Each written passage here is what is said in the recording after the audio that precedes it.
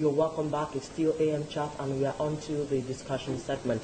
And we'll be looking at this morning on the renewed vigor in insurgency. The renewed vigor in insurgency. And with us in the studio is Professor Chris Nwokobia. He is a legal practitioner. You're welcome to the program. My pleasure. And we also have Dr. Dokun Adedeji. He is a medical doctor and a social commentator. You're welcome to the program. Thank you very much. Yeah, moving ahead, Prof. The federal government has accused the ex-president, Goodluck Jonathan, of procuring substandard equipment, weapons to fight insurgency.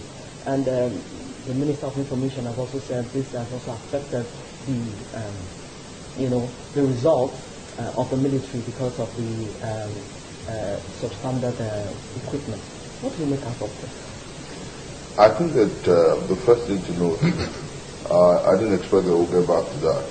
I didn't expect that at some point we will still continue with the blame game, because as you and I talk, a few weeks ago we did celebrate the fact that sizably Boko Haram has been defeated, sizably, I'm using that word advisedly, and then another word came, technically, and the other one was that the ability to do mayhem, to do great harm, has been stultified, if you like. Now to blame the past regime for under-equipping the armed forces, I think after 8 months, we should do better. That's what I think. I belong to the party in power. I share the tendencies and sentiments of the party in power. I love the effort of Mr. President in ensuring that we nip insurgency in the bud. But as much as we do that, we must take the challenge of now seriously, which is, of course, galvanizing the local communities. That's my take on it. Galvanizing the local communities and ensuring that they collaborate with the armed forces in exterminating the vestiges of insurgency that remains. And I say that advisedly because if you come to my village and there's crisis and conflict, and you're looking for those who are responsible, you're looking for the villains who deal villainy, you'll find out that almost always people around the village know those who do them. And these people who do these bombings in the northeast are not spirits. They're human beings. And human beings are not smaller rats. You know, I disagree. You know, the point is that people who get into the societies, people who mix with the societies, people who detonate IEDs, and people who cause these humongous human barbecues that almost always makes us bleed. As you and I talked within the past 1 week, a total of about 120 human lives were wasted. And it diminishes me because I belong to humanity. It diminishes me because I love those children. It diminishes me because what affects them directly affects me indirectly. And when we discuss these issues, we should do that beyond the confines of politics and politics. I think that what we must do as a people is to show deep empathy and remove from the blame games and address the issues fundamentally. The army must synergize with not only the local vigilantes, but the traditional institutions. They must connect with them and ensure that at every point there is proper policing, at every point there is proper trust and synergy, at every point we treat sizably human lives with primacy. We remove from this politics and all that, because we remove from the sentiments, we remove from partisanship and address issues that pertains and concerns human life with primacy. But President Goodluck Jonathan, ex-president, did not also make good to reply them that we've not bought any other ammunition to fight this Boko Haram. That is still the ones he bought. And they have been saying, okay, we've recorded successes. Those speculations makes me bleed. Let me tell you why. I have seen pictures of new arms. I've seen pictures of APCs. I've seen pictures of acquired fighter jets. I've seen new arms. I have heard that at some point some arms were bought, and then I've heard that some were substandard. The point is, I still insist that beyond the blame games, beyond this man didn't do and this man did, the primacy of lives should be more than our politics. It should be more than our partisanship. It should concern us that Usman, a little boy, is burnt by insurgents. It should bother me that Amina, a little girl, is burnt by insurgents. And I do sincerely think that that should predominate our discussions. I think the Jonathan is 10 months gone. You know, and I think that a new regime is here. And I think that this regime that we love so much and that we preach so much about change should deal primarily with issues about primacy of lives. I think we should do less of a blame game. That's what I think. You've almost summarized the entire discussion for today in 2 questions and 7 sentences. So I don't even know where to start from. But let me go against the backdrop of what you said at the start of this conversation. I'll be taking that question to you, Doctor. He said that we shouldn't be here throwing stones at each other, the APC against the PDP and so on. But the Minister for Information came out specifically to explain to Nigerians why he is particular about reacting to the former president's statement in Geneva, Switzerland. He said he just has to clear the air about the nation's policy and about arms and ammunition because it relates to lives and property. Now, the question I want to ask is still going against the backdrop of Professor Chris Nwakobia.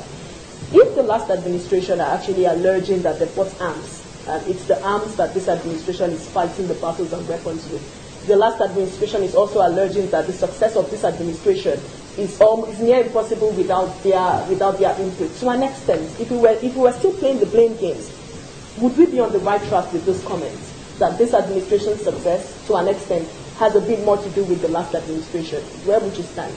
You see, in a way, I agree with Professor, but I also disagree on another point. Fundamentally, we have been partisan. Fundamentally, we've been divided. So the division cannot just disappear. The thing is, this is a Nigerian situation where people believe the only way to excel is to bring down the other person.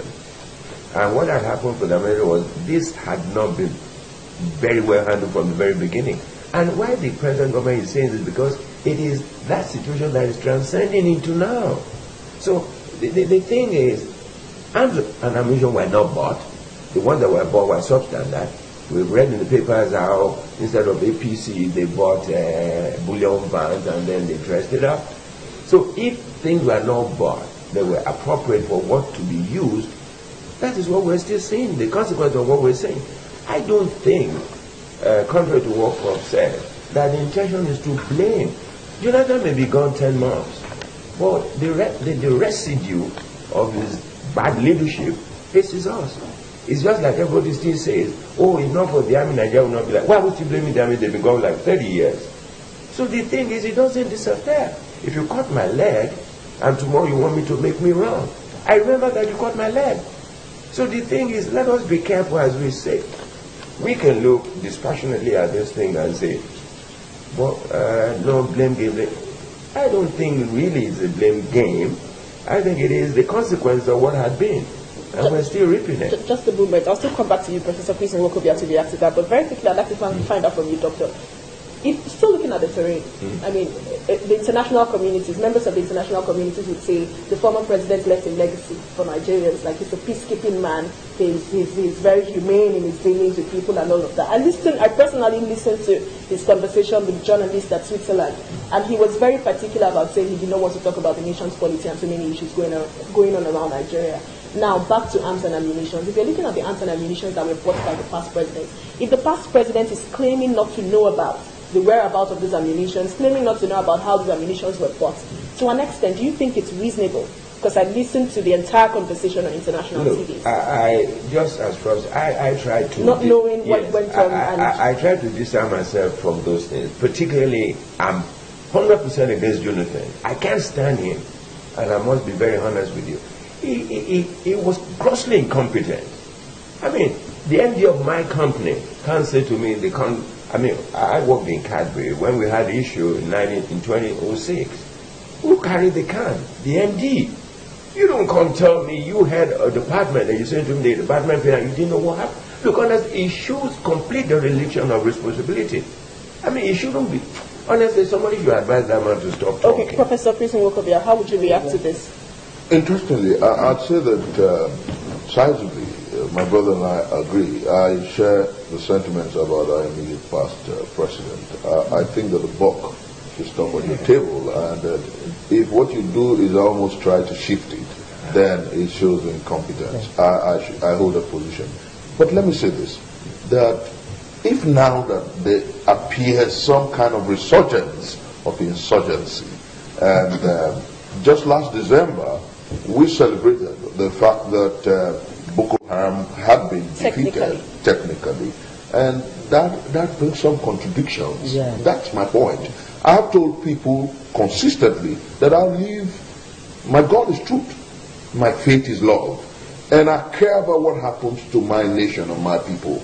My sentiments are profoundly pro my party, the All Progressive Congress, and I say this, that with the greatest sense of humility, I introduced the word Buharism and Buharist during the campaigns. Wofai acknowledged that much, and I'm a Buharist. But, as you and I talk, if there is a resurgence of insurgency, and we're going back to the arms that were bought by Jonathan, when in December we said we had technically, with arms, defeated the Haramis, then I have a problem. Yeah, let me land. So, yeah, let me land. I think that the time has come, and now it's when, as a people, we must realize the urgency of now. We told our people that we brought change, and we have brought change. And every now and then, every so often we refer to, in terms of insurgency, mark my words, to Jonathan, we have done better in 8 months than he did. So let us continue with what we're doing and leave him and let the courts deal with the issues about the Dasuki gates and arms. And then fundamentally, when he talks about a legacy, I don't know what legacy Jonathan left us with. And that's why I'm coming to that question you gave us, which is of particular importance when he talks about, when people talk about him as a man of peace. I'll give you this hypothesis, and this is a direct question to all of us here. With what happened to Charles Taylor, if you were in Jonathan's shoe, would you have continued in power? With what happened to Laurent Gbagbo, if you were in Jonathan's shoes, would you continue in power? With the ICC position on crimes against humanity and on tragedies committed by those in power, would you have continued in power? So I don't think it did me any magic. I don't think it did so wonderful abdicating power. And I tell you for 3 reasons. The first is the fervency of... He's an African. Yeah. Oh, come on, we have wonderful Africans. Nelson Mandela Mandela is not an American. Wanlimu Julius Nyerere is not an American. We have people here. Obasanjo, when the top 10 bid failed, he left. He did not force anybody to do it. You see, when we try to paint my people, and I say this without any fear of querulous critics, I think Africans are the best species. This is not with any tendency for racism. I'm not racist. I think that we're beings of love. The white man is a being of reason. That's how God created man. And love is superior. And we have consistently in human history, the act of learning came out of Africa. The first university out of Africa. The act of writing. I'm going to come, what I'm trying to say, because oftentimes when people say, oh, he's a man of peace, and he gave us peace, Nigerians voted him out. He had no option but to let us continue as a united people. Get it right. You know, because I cannot tell my children that when a man is defeated in an electoral contest and he hands over, he becomes a hero. What is fundamentally important is what he did with power. And the records are there. He failed the Nigerian enterprise. Moving away from that, moving the military command and control center to Maiduguri, do you think it has really been fruitful? Decidedly, yes. For the past, because this was very clear, even those who are partisans admitted that much.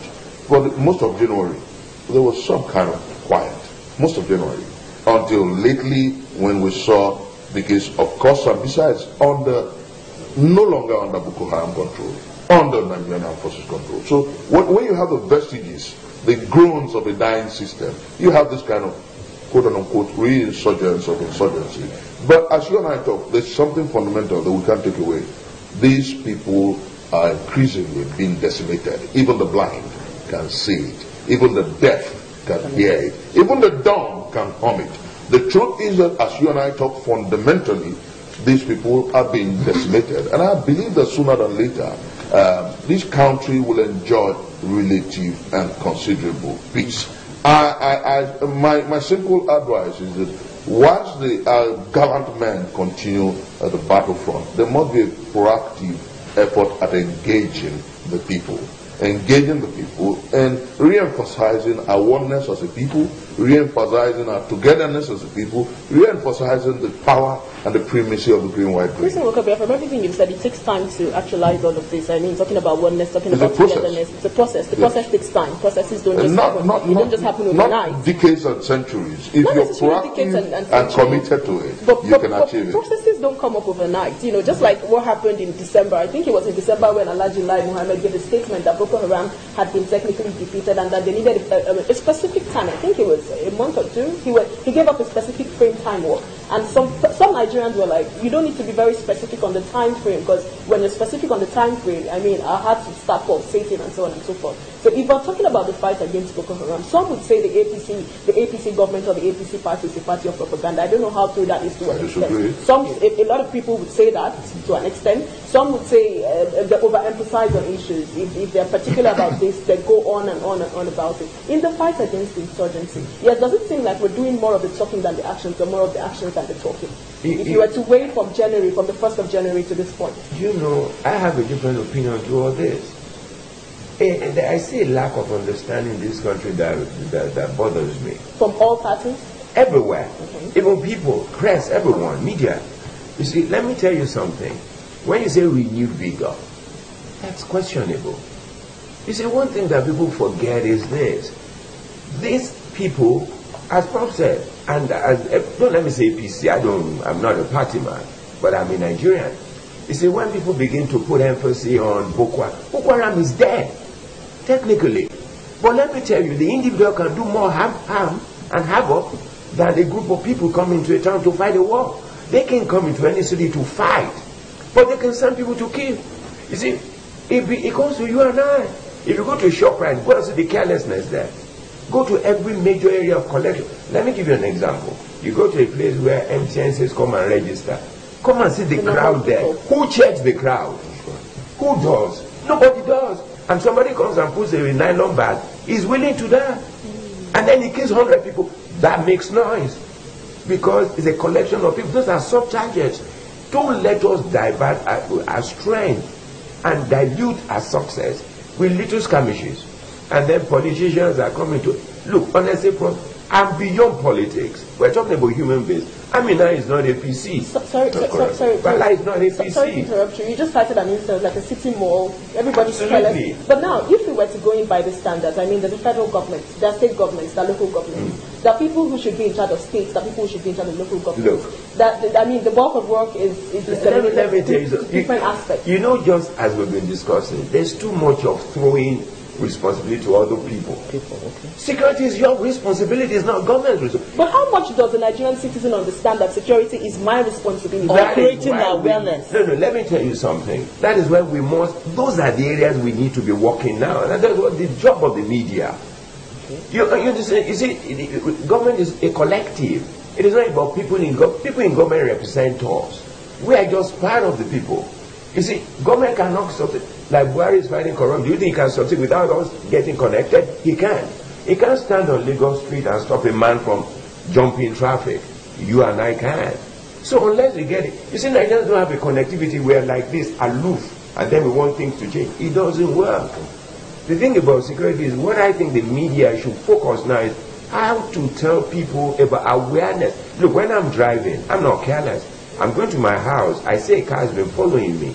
You may live on the same, but I can't see it. I first of all look in the mirror, how many people are in this car? About 4, I'm more careful. I don't drive to my house, I go beyond my house. But you see, the thing is, I think we should be careful.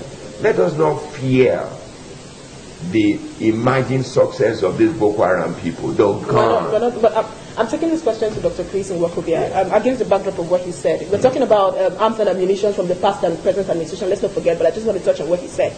The attitude of Nigerians. I did ask him, how many persons out there are aware that security is their primary responsibility? You are an elite. I mean, not too many. The bulk of the Nigerians who are non-elites are more than those who are elites. Just before you go to prom, you did say that we need to create more awareness. Let me tell you something. I'm a medical doctor. I have seen absolute ignorance in the lives of ordinary people about their health. Who teaches you about your health? It's your responsibility. People live in an area. The place they got as a club, government need to come and tell you to apply it. Okay, the question I'm asking is, you have just cited an instance of awareness. The press, the media, we need to create more awareness for the Nigerian public. If you were to proper solutions to security issues stemming from the tide of, let's say the average or the normal Nigerian, what would be your remedy solution or remedy purpose to it? Fundamentally, we have to reorientate our people. We have to inform our people. We have to do less of politics and politics. We have to emphasize the primacy of lives. We have to tell the Nigerian people that what affects Ekaiti directly affects Musa indirectly. And that what affects Kemi indirectly affects Chukudumeli indirectly. We all held together by a single network of mutuality. Until we emphasize that fact, our search for the peaceful society will be like a search or a way for Godot. And I do sincerely want to say this, that I agree totally with my brother that in terms of reinvigorating our collective security is a collective. The police cannot police you except you want to be policed. I was going to ask you, how ready are we?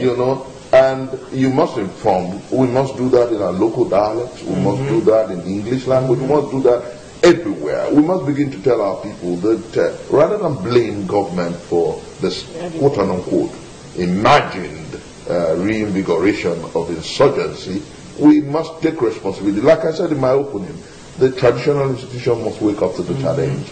The man who sells water on the street, the Merua, the Mesuya, everybody must wake up to the reality of it now. That a blood spilled diminishes all of us. A life lost diminishes all of us. Because we're all in God, all in one country. And when we emphasize that and do less of Jonathan, do less of APC, do less of, oh, they promised us change. Change is not a microwave. You don't chuck in and chuck out. You must right the wrongs of decades and generations past. And you must go through the process. It's a teaching process. And as you and I talk, I am confident that this country can get out this jangling discord of poverty, disease, despondency, want and pain to the amazing place of promise, but it's a collective. Not only must government lead the way, our people must be healthy, credible, and committed followers. Committed, I like the word committed. Moving away from that, achieving the total eradication of Boko Haram is important to every Nigerian.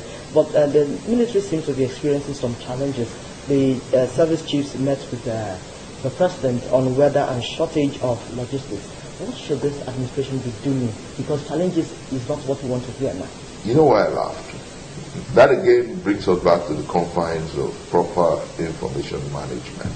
Terror has never been defeated anywhere in the world. You cannot totally exterminate terror. Not even in Afghanistan with the billions of dollars spent by America. Not even in the U.S.? Not even in the U.S. You will have smatterings of conflict and people who are provoked. Let us get that clear and make Nigerians understand that. To expect this regime to exterminate terror effectively is to expect a man, no matter how much you do in the medical labs, to bear a child, no matter how much of a transgender. Doctor, I think I haven't seen any plastic womb that can get that done. And so to expect this regime to do that is to expect the impossible. I think that this regime can protect the Nigerian people. I think that this regime is in the process of decimating totally the ability of the Haramis to do humongous damage. I think that the next phase is a collective. We must begin to inform our people. If you're in the malls, if you're in the public place, be concerned about how your brother is protected. Be concerned about what happens to all of us. If committedly we do that, you find out that our country will be a lot safer. Doctor, still talking about the war of insurgency, on a final note, on a passing shot, not forgetting the subject from the initial start, always talking about, the firing of substandard equipment by the former administration, the present administration, in the war of Boko Haram, the war of terrorism. What would be your passing shot? What would you say to Nigerians on a final note? Look, honestly, I think Nigerians should begin to understand the collectivity of our nation as a people. All these Fulani, it doesn't cut eyes with anything. Are we in Nigeria? We're collected by a nation. Let us act in that direction and work with whoever to achieve our purposes. We can't sit down and begin to blame the next man. We intermarry. We serve everywhere. We work together. We live together. We can't kill that. You understand that? And I think what we should begin to preach, coming from what Prophet said that, and I've been saying, is that we should dissuade our mind of all the things that divide us. One thing I will never forget was, I think it was 2004, during the American election. It was John Kerry and George Bush. John Kerry and George Bush. When George Bush won, no matter how, John Kerry came in and said, yesterday I was a Democrat. We were Democrats, but today we're Americans. That's what we should say. All this talk about this is wasting our time and is causing further division and creating further Boko Haram of the future. The thing to do is, how can we make our nation better? That Nnamdi can live anywhere, Dokun can live anywhere, and then he can marry, and then he can do whatever he chooses. Reagan was born in Dixie, Illinois. He became governor of California for 12 years. We must promote those kind of things that bind us together, not the little things that divide us. If we don't, we're going to get of course, Can I tell you? It just tickled the chord of me. That's why, repeatedly, I've said that rather than this indigenship and indigenization, we should talk about citizenship. We should talk about, because I know a lot of Chukwutumebis in Lagos who can't speak Igbo. They don't know their villages. I know a lot of Musas who are in Anambra who don't even know Kano. You know. The point is that we are held together by a single network of mutuality. This is the greatest country on planet Earth, I tell you.